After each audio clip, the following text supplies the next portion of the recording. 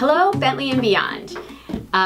Yes, I'm back again with more tips for you. Today we are talking about fall recruiting, and you're probably wondering why in the world are we talking about fall recruiting in July? But you should have a lot of interest in doing that. There's a lot of things that you can do now while you have the time to make your lives so much easier and better when you finally get back to campus. So let's get to it. The first tip is this. Pay attention to the news. See what is going on out there in the business world, in what's happening with government. Believe it or not, what's happening in the news is going to affect recruiting for the most part, in terms of what companies are doing well, what companies aren't doing well, what are the trends out there in terms of health and industry and banking and finance. A lot of really great information is out there to help you identify employers who might be hiring in the fall. So read your local business journals, read the national newspapers, Wall Street Journal, New York Times, here in Boston, the Boston Globe, but also those localized business papers like the Boston Business Journal. Even Worcester has a local business journal. So these are really great publications to pay attention to kind of see what's happening out there in the markets and to identify who might be hiring in the fall.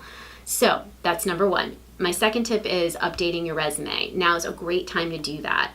Too many students just wait until the end of the summer. They come on campus. They realize, oh my God, there's a career fair in 2 weeks, and I need my resume reviewed. And then they go to their career services office to find that there are no appointments until well after the career fair, and there's no opportunity to get a resume review. So do yourselves a favor, update your resumes now. If you've had internships or work experiences, the skills and the experiences have happened and are kind of coming to a close. So you can put them into your resume now. You don't need to wait until those experiences have ended. But be mindful that when they end, you have to put end dates on your resume and put all of those verbs in past tense. So that way, when the internship is over, it's reflected appropriately in the resume itself. Take the time now while you have it to make those small but important changes. And then send it to your career services office. Reach out to your advisor. We still work in the summer. You may be home, but we're still here. So take advantage of us, because guess what? We're busy, but we're not busy with students right now. So now would be the perfect time to reach out to your career services office to ask for a resume review. Even if you're not local to your university, you can do it through a telecom process. You can email it to them. You can ask for a Skype appointment. But do it now while they have the time and while you have the time, because that way you'll have all the edits, you can make the changes, you can even go back to them for a second look, and you're ready to go, because literally the minute you come back to campus, on-campus recruiting is going to begin. You might need that resume the day you start school. You may need that resume 2 days before you start school. So make sure that it's ready to go and you're not scrambling. And also, career services professionals are excellent at resume reviews, but we're not perfect. So make sure that you have your resume read by at least 2 other people once you think it's finalized, to make sure that they're catching any punctuation, grammar, any problems that might still be there, because nobody's perfect. So have several eyes on your resume before you start to use it. My third tip is to update your LinkedIn profile, and this kind of goes hand in hand with the resume review. You want to make sure that your LinkedIn profile matches what you're saying on your resume. They are going to go to LinkedIn as soon as they receive your resume, just to kind of see what you look like and kind of how you present yourself out on social. So it's important for you to make sure that anytime you're updating your resume, you're also updating your LinkedIn profile. And also your career services office should take a look at that as well. Some schools, like ours, we educate our students on how to do LinkedIn profiles, and we review all of their profiles, but other schools don't. And so that's something that they can do for you if you ask them. So ask them to also look at your LinkedIn profile when you're asking for a resume review. My fourth tip is to create or update your employer list. So what does that mean? So if you've heard my past Facebook Lives, you've heard me talk about direct outreach to employers and how critical that is when you're looking for internships. and you're getting involved in recruiting, because the majority of opportunities that are out there are not posted. They are internal, and students have to be very proactive and reach out to them. So again, you've got the time. So if you don't have an employer list, which is kind of the wish list of employers that you want to work for, now's the time to create that. Take the time to do the research, identify HR contacts, phone numbers, emails, addresses. Also, do they post online? Check out their websites. Or where do they post? Do they post on your career services website? Do they post other places? Or is it a true direct outreach situation? If you have a list, update it, because people move around. So an HR contact that you may have had 6 months ago may have moved on, or their duties might have changed and someone else is now responsible for recruiting. So you want to make sure that your information is as up to date as possible before you start doing your outreach. Again, you don't want to wait until you get back to school, because what happens when you get back to school? You have school, you have classes, you have activities, you might be working, you have no extra time for this. So again, do yourself a favor, carve out the time while you have it, before you go to the beach. Work on your employer list every day, okay? And then that way it's ready to go, and you can just start using it as soon as you get back to school. And my last tip is to reconnect with your network. So if it's been a while since you've talked to your network, now is a great time to do it. Networks don't exist unless you develop them. You can't just, I look at networking like a dating relationship. If you ask someone that you meet on the first time, it's like asking them to marry you on the first date. It just is not a good idea. You need to develop a relationship before you can ask for something more serious. So it's important to not only establish relationships, but to develop them. So if you haven't talked to your network in a while, it's time. So reach out to them, give them a quick phone call, shoot them an email, just say, hey, what's up? How are you? I'm just checking in. I haven't talked to you in a while. If you can set up times to meet for lunch or coffee, do it.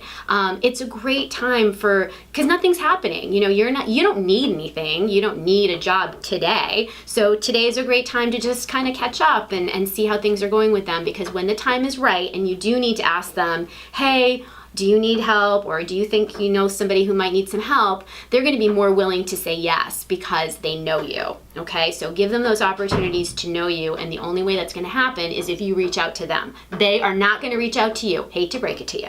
They're busy people. So you need to be the one to, again, be proactive and to put yourself out there and ask to reconnect with them.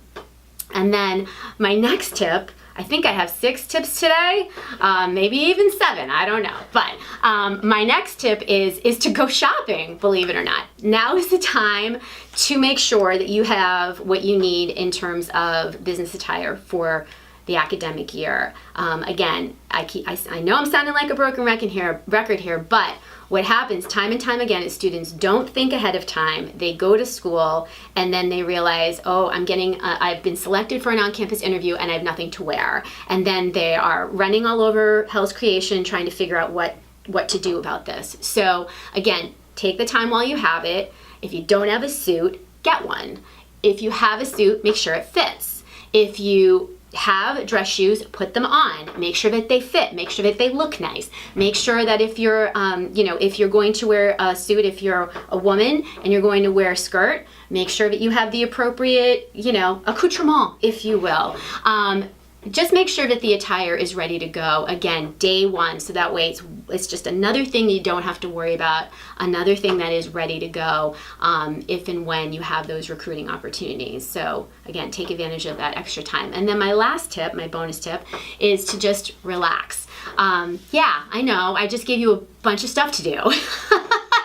And now I'm telling you to relax. That sounds pretty counterintuitive, but this is the time to actually relax a little bit and kind of, take the time to take care of yourself.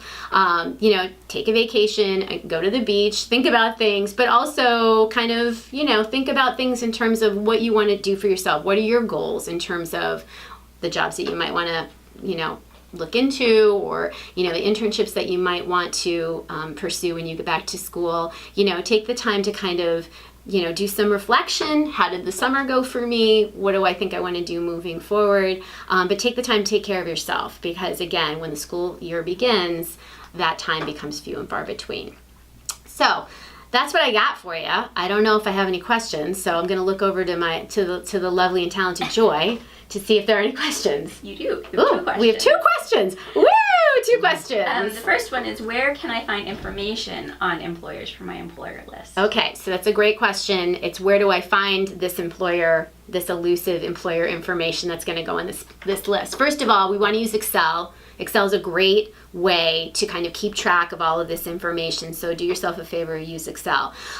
Places to look. Vault is a phenomenal resource. If your school has it, I highly encourage you to use it because they have company profiles, they have very deep information about HR information. They even give you names of their HR contacts there, as well as the email addresses, so Vault's a great place to go. Sites that you may not have access to through your school. Glassdoor is obviously a great place to go to. Going Global is another great resource, and that's not just, it's national, international, and locally. Also, LinkedIn. You can go into LinkedIn and type in the company name and type in HR, and usually you'll be able to find recruiting contacts that way as well. And it's also a great place to find alums, obviously, that are in those organizations too. So if you can't readily find the HR contact information, perhaps reaching out to that alum might be a good way to go to. Great. And we have one more. One more question. Do you have recommendations on where I should go shopping for business attire? Oh, yes I do. And I was not paid for any of this advertisement. So, TJ Maxx, Marshalls, you don't need to spend a lot of money. Why pay more when you can pay less, right? Or that's pay less. But you can go there for shoes, so I encourage you to do that too. Go to Payless for your shoes. But TJ Maxx, the max for the minimum, that's what I was going for. So TJ Maxx is a great place. Marshalls is a great place. They have great quality suits and blouses and button-down shirts and ties and all that good stuff. And you don't have to spend an arm and a leg on that. Also, like Men's Warehouse is a great place to go for menswear. Also, if you hit Macy's at the right time, they'll have really great sales. So Macy's is another great place to go for suits.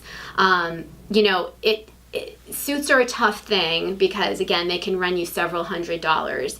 So that's why we're kind of telling you to look for that sooner rather than later, because if you give your time to find it on sale, weeks before you need it, then obviously you're going to have a tremendous savings. But if you're waiting until the last minute, you're kind of a captive audience. You're going to have to pay, possibly through the nose to get what you need in a short amount of time. And also, we also have to factor in tailoring. So the other thing is that if you buy earlier and you buy at a discount and say it doesn't fit right, you have the time to get it tailored. And tailoring can make a huge difference in terms of your look and your presentation. The one thing that you don't want to do is buy a suit that doesn't fit or that fits improperly, because then you don't look right. And you don't want the sleeves to be too long, you don't want the shoulders to be too big. It's worth the money to tailor. It's worth it to buy a discount and then put the money into the tailoring. So then that way it fits beautifully. And again, you're kind of ready to go. So, all right, so that's it for me. So until we meet again, I say goodbye and good luck.